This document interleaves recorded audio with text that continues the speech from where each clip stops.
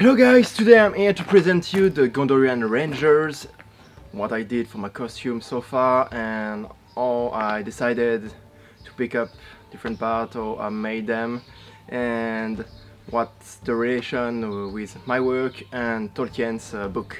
So, one of the first things we know in details about those guys in the books is that they have green gloves. This is in fact some of the very precise things that Tolkien gave us about the different civilizations and characters.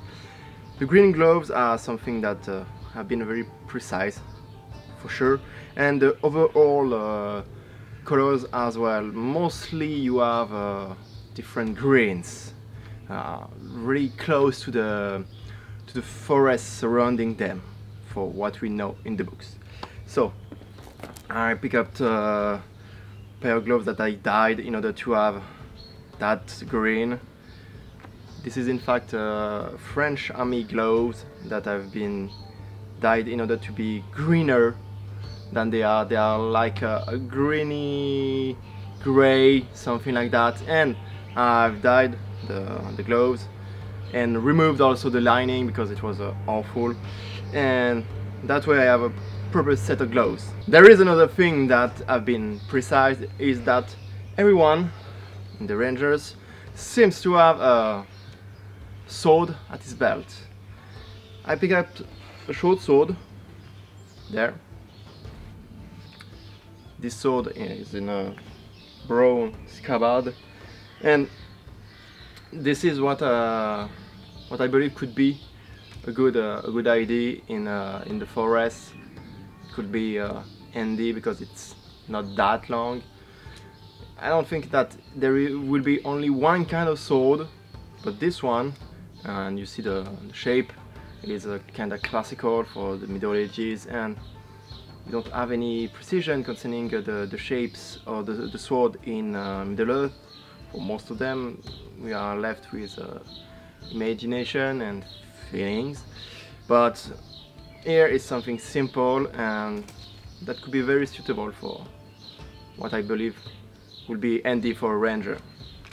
A simple guard there that could be used also perhaps to hit your opponent sometimes, and something that you can unsheath easily from your scabbard. So it could be a good option to have that kind of sword as a secondary weapon, because it's actually what we could describe as a secondary weapon, as many rangers will have something else. For what we know, again, there is two kinds of ranger in the book, the one with a bow and the one with the spears. This is the kind of spear I built for my ranger. The first one was about 2 meters and 20, something like that. Yeah, perhaps a bit less, 2 meters 10, something, yeah, close. I didn't feel that it was enough in range, so this is something which is about 2.5 meters in length. It has the same head that I had at first. Some of you remind perhaps of a video I did with my very first ranger costume, and there was this head on my spear, and also I took a larger shaft. This is a 3 centimeter shaft in order to suit properly this, but also I wanted something that will be sturdy and won't bend too much, and you don't need as much lightness when you use your spear with 2 hands. If I had to use a spear with 1 hand, I would think about putting a cutter weight there, and also about the minimum weight as possible. But here I removed the bottom part that I had on the first version of my spear, because I had a pointy part there that after some uses of the spear didn't felt like the right idea. So I prefer to make it more simple, something easier to produce, that you can hold from the back of the spear can be at a longer range, a longer distance from your opponents, and that was the main point. As you have a spear, but you still have to go through the woods, I do believe that you have to make things the more optimal as possible. If you remove some distance by using at the top a pointy end, pointy butt, it could be just the 10 centimeters that you could need as a reach in order to be at a proper distance to keep your opponent from getting close. And there you can have this distance, this maximized distance, and the 2.5 meters perhaps the longest you can go for something you will carry in the woods. For once again what I experimented myself, 3 is yeah, you can do it, but it starts to be complicated. 2, it's easy, but you miss a bit of range, and actually a 2 meters spear and 2 meters something, actually my one-handed spear are about 2 meters and 10, 15, I guess, something like that. Well, so I prefer to optimize a bit and have a longer range again, because when you don't have a lot of armor, it's important to keep the distance. So that way you can keep the distance and stab your enemy at the wish, at will. And when I took the head there, is that the wings on the side here could help you to maneuver around your enemy, could help to block something, could help to push perhaps on shield, hook it, something like that, you see. This is something that will be helpful in order to manage your opponent and to keep it at bay, keep it away from you. Well, that's something that will make it reliable in many situations. So I think it's a good pick. The second kind of rangers are the one with a bow. Fortunately, we have a lot of description, a lot of precision concerning the equipment of the rangers, and this is something really neat. Thank you, Professor. And concerning the bows, well, for what we know, this kind of bow that I have is too long. I like my bow there, but it's not the best choice. It's something that I won in a tournament, well, for being first place. And the bow there is very nice. It's a neat bow. I'm really glad about it. But for a ranger, it will be too long. Too long because in the book we have a description that the bows are nearly the size of a man, which means that a bow that would be nearly the size of a man, we could assume that this bow would be like 1 meter and 70, yeah, 1 meter 70, yeah, would be something coming around your eyesight there. So we have here a bow that is, yeah, this bow is nearly, yeah, 30 centimeters too long. It's nearly a 2 meter bow, I guess, and that is too long for a ranger. Once again, if you keep in mind that you have to carry it through the wood with you, and you have to have your bow, sword, you know, quiver, I do understand why they try to shorten them. And 1 meter 17, yeah, I have to try to find one and then try it in the wood to see the difference with this one, because that one, it's a real pain in the ass, and it's much more easier to carry around a spear than a bow. And a bow, especially if your bow, well, you make it fall, you can bash it to something, it's much more fragile than spear. So once more, it's important to take care of it and to not damage it in the process of walking around and running around in the wood. This is why I do understand why it has to be shorter than the bow I have here. For the arrow and the quiver, I just have a simple quiver there, which have to be put on your belt there and put it around your waist to have it on the side. It's kind of convenient, in fact, in the process of walking in the wood and going around. I tried also this with another quiver I made ages ago, which is a back quiver, and once you try both, you see that both are useful. Even if I saw guys on the web making videos about how stupid it is to make a back quiver. Well guys, just explain me why we have references in history about guys using a quiver on the back. Like we have some on the tapestry of Bayeux, we have example in ancient Greece, and I have even I think in Persia I saw some. Well, there is plenty in fact. So I do believe that it's not like there is just one way to have a quiver, it's on the hip. No. Or it's just one way, it's on your back. No. It just depends on the way you will have the more efficient way to carry your arrow. It just depends on the context, and it depends also the kind of soldiers. That's just not like a one-way rule at all. Well, that's something that deserves this own video about testing and showing off why both are interesting and good and are actually historically accurate. Well, that's a lot of things coming here, but for the arrows have been described as well by Tolkien's. Tolkien's word tells that we have green feathers on the arrows, like here. The thing that I did here that wasn't really convenient is that the three feathers have the same color.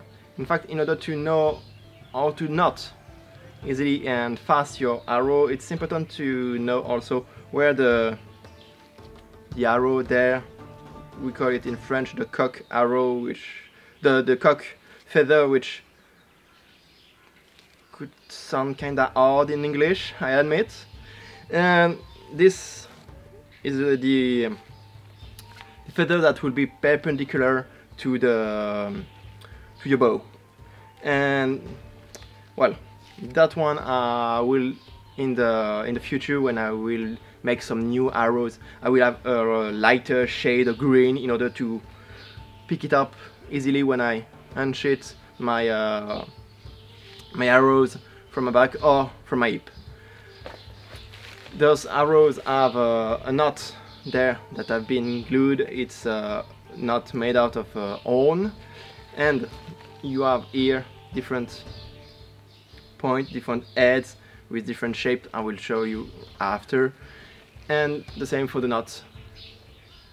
The knots there could be made of horn or could be made of wood. I have both, in fact, wood and horns. And you have different shapes for your arrow's head.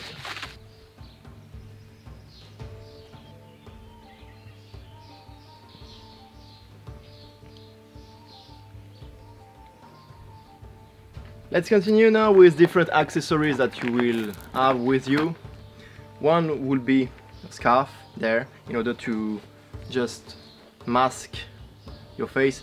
The descriptions are like yeah, I admit in the book that it tend to say that it's actually like a real mask for what I read, but that won't be convenient at all. So I prefer to go for the scarf option, which is actually what Peter Jackson's designers in The Lord of the Rings have picked up as well.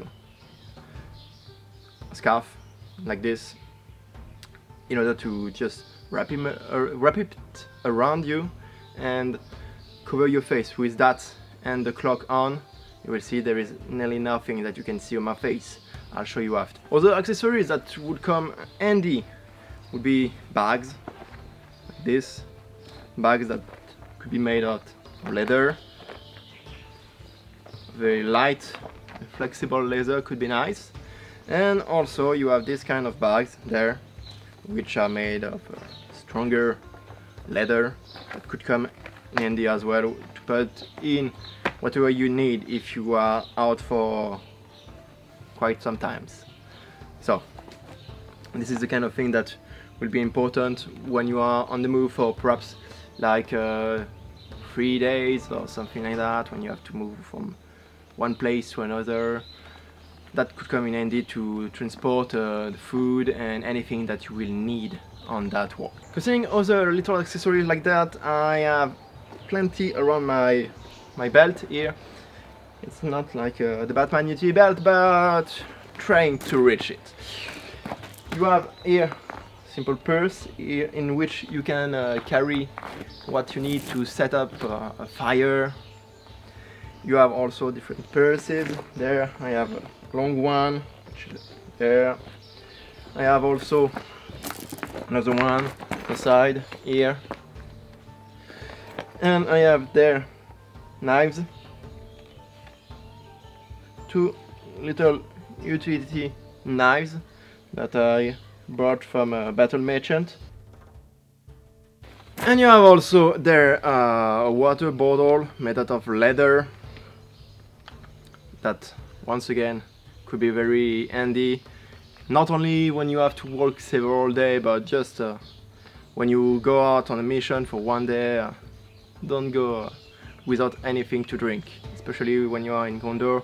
It's kind of the southern France. I do imagine it like the southern France, and yes, especially in summer, that will be with hot temperature and you need your water.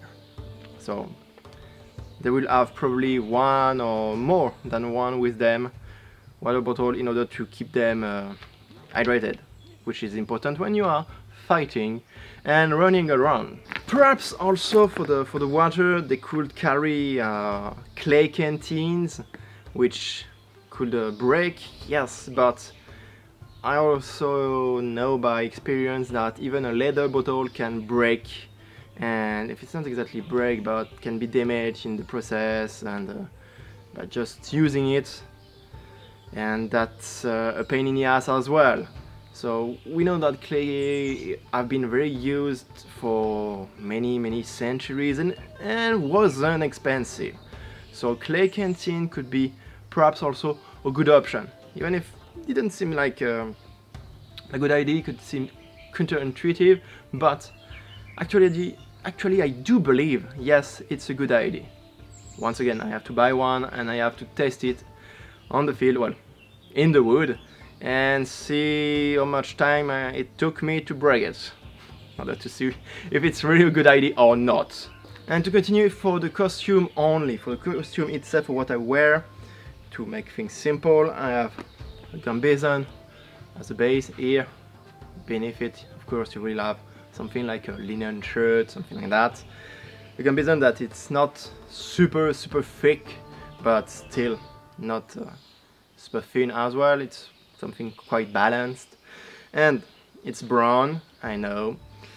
For all the colors we have as reference for the Gondorian Rangers, we have only greens, yes, but in order to fit in the forest, perhaps mix a bit of green and brown could be a good idea. So that's again my interpretation. For the trousers there, it's actually the trousers I made for the Warden from For Honor, and these trousers is made out of wool. It have been lined with a linen, which make it very warm. You have here my boots, which have been made by Jean-Baptiste Ferrer again.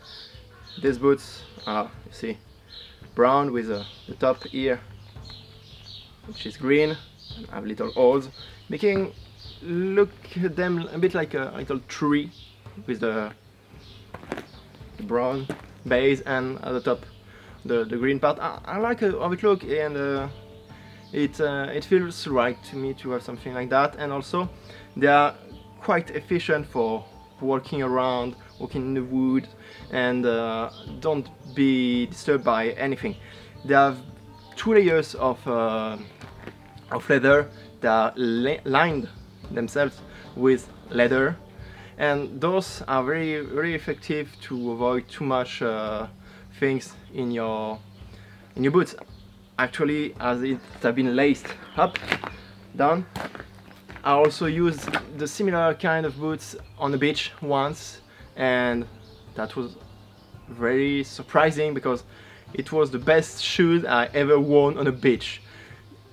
Yeah, except it was kinda warm.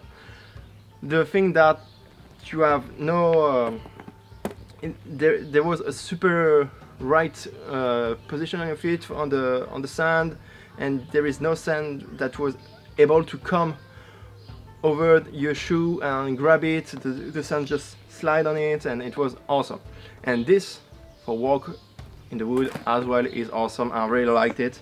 It's very comfortable and very suitable for a ranger. It's something like that.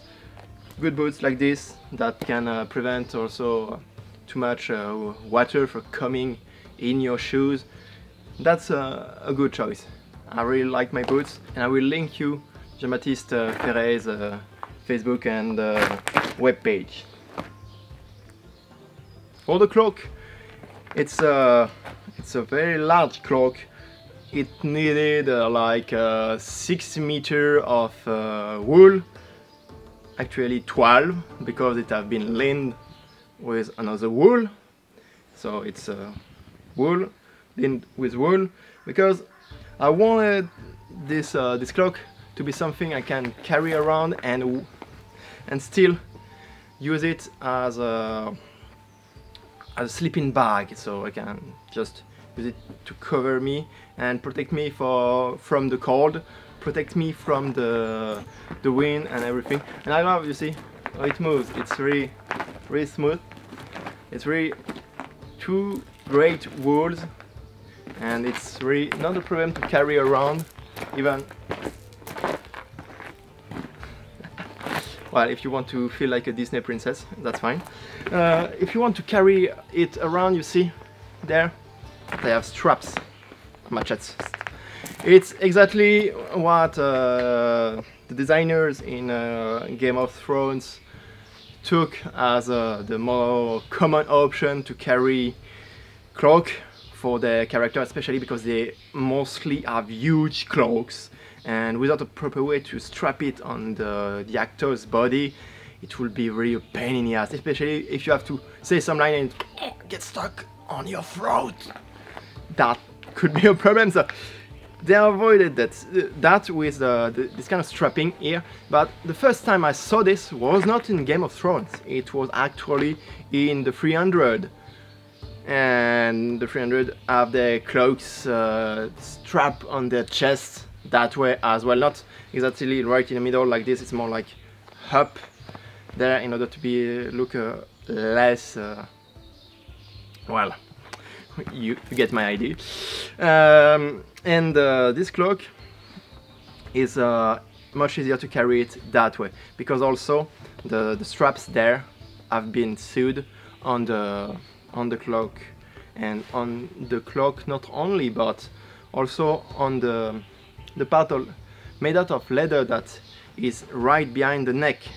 I made a part behind the neckline which is as large as those straps, and it's just right behind the neck and help hold everything together and support the weight with those straps, and that way I can move around without any problem, and I don't feel the weight that much. It's really not a problem. It's not something very disturbing at all. And to close it, I have there a hook made out of brass, a loop there made out of brass, and I have loops and hooks made out of brass there as well, which are in the shape of shapes or little flowers, which are really nice. It's a 14th century dress cloth. Yeah, I think it's 14th century, and coming from a The reference is a dress, I do believe. Well, I liked it. As the Gondor as a tree as a main symbol in their civilization, I like to go for the medieval inspiration that came from what's kind of tree related. So I like the idea of this being a flower. It doesn't look bad at all. I really liked it.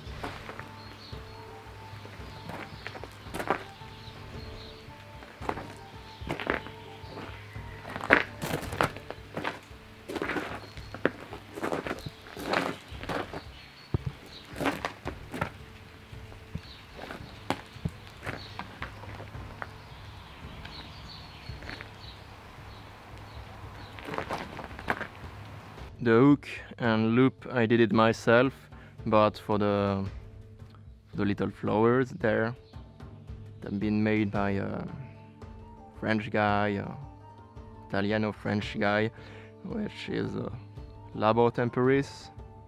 Well, that's not his name, that's the shop's name. I will link it in the description. Look, the loop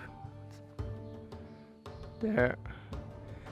And you see also the pattern, how it have been weaved there, or the wood have been weaved there. I like it. It helps to create nuances. There is two kind of green. I like the one there, on this side, this way, there. I like the one, and you see the darker one there. And it's really a good choice, I think, to have something with nuances like these different tones in the wool in order to perhaps blend yourself better in the environment. Well, it's just for my scarf, but still, I think it's kind of neat to have something like that. Little details that give depth to the character. Also for the cloak, brooches like that, you see, with the leaves there. And that will be something you will use to attach the cloak on your shoulders in different ways as you could need it. In case you wanna wear your cloak in a different way, you can use those brooches, perhaps to maintain it on the side. If you want to use your bow here, if you want to use your bow without any problem by having the quiver there and without having all the fabrics coming out in the way, you can just use it to shoot it that way, there. So when it's here on the side, you can maintain the cloak there without it disturbing you too much if you are using your spear there, maintaining your presence at a distance without having too much of your cloak coming on you, disturbing you. So there, just go, and everything is all in place, and you won't need to cover yourself entirely if you have two face opponents. It's good to have the brooches there in order to manage also your cloak. It's something that have been done for ages. We know since the antiquity this is how they manage the cloaks, and this is also what have been done later on. You can have several, well, for the antiquity you have different shapes, but that's not the point. The point is that the fibulae are always the same use. It's just that the shapes will change depending on civilizations, but this is one of the main use they will have. Most of the time it's with cloak and managing how you want to wear it. Well, I hope you enjoyed the video as much as I enjoyed making all the costumes. I have to leave you now because it's starting to rain, and I wish you a good day. See you!